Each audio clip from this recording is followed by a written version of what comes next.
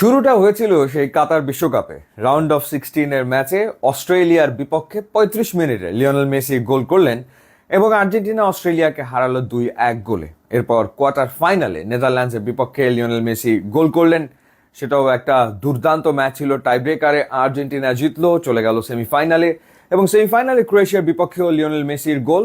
এরপর মহাকাব্যিক কাতার বিশ্বকাপের ফাইনালে ফ্রান্সের বিপক্ষে তিনি জোড়া গোল করলেন এবং আর্জেন্টিনা চ্যাম্পিয়ন হলো। 2026 বিশ্বকাপের প্রথম ম্যাচ আলজেরিয়ার বিপক্ষে তার মহাকাব্যিক হ্যাট্রিক, এরপরে দ্বিতীয় ম্যাচে অস্ট্রেলিয়ার বিপক্ষে তার জোড়া গোল এবং জর্ডানের বিপক্ষে গ্রুপের শেষ ম্যাচেও তিনি গোল করলেন, রেকর্ড বইয়ে নাম লেখালেন। কি সেই রেকর্ড? বিশ্বকাপের ইতিহাসে এই প্রথম কোনো ফুটবলার টানা 7 ম্যাচে গোল করলো। এর আগে রেকর্ডটা ছিল দুজনের এবং রেকর্ডটা বেশ পুরনো। 6টা ম্যাচে গোল করেছেন দুজন।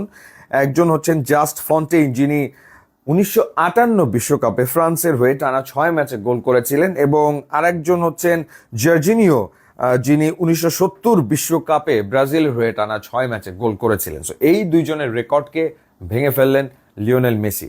মানে বর্তমানে ব্যাপারটা এরকম হয়ে গেছে, লিওনেল মেসি মাঠে নামবেন এবং নতুন কোনো না কোনো রেকর্ড আসলে তিনি করবেন। এই বিশ্বকাপে তার গোল সংখ্যা হয়ে গেল 6 এবং টোটাল ওয়ার্ল্ড কাপে তার গোলের সংখ্যা এখন 19। কিলিয়ান এমবাপ্পে দ্বিতীয় অবস্থানে রয়েছেন 16 গোল করে।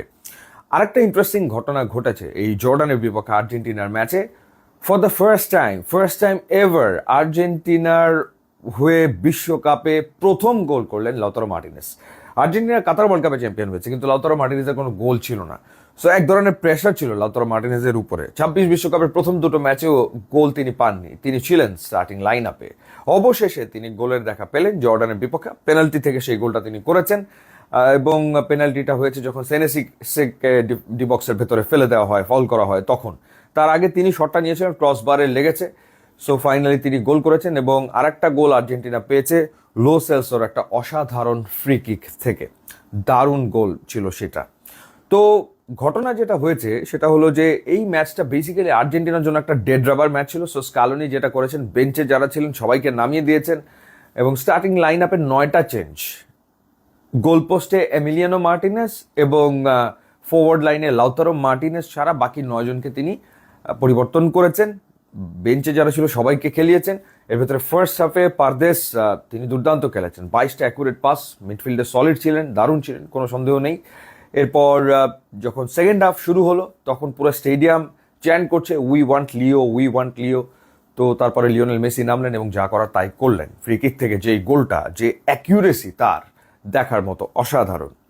তো একই সাথে আর একটা ম্যাচ চলছিল, যেই ম্যাচটা একটা মারাত্মক, প্রবাবলি আমার মনে হয় গ্রুপ পর্বের সেরা ম্যাচ হয়েছে। আলজেরিয়া এবং অস্ট্রিয়া যেই ম্যাচে মুখোমুখি হয়েছিল, স্কোর লাইন হচ্ছে 3-3।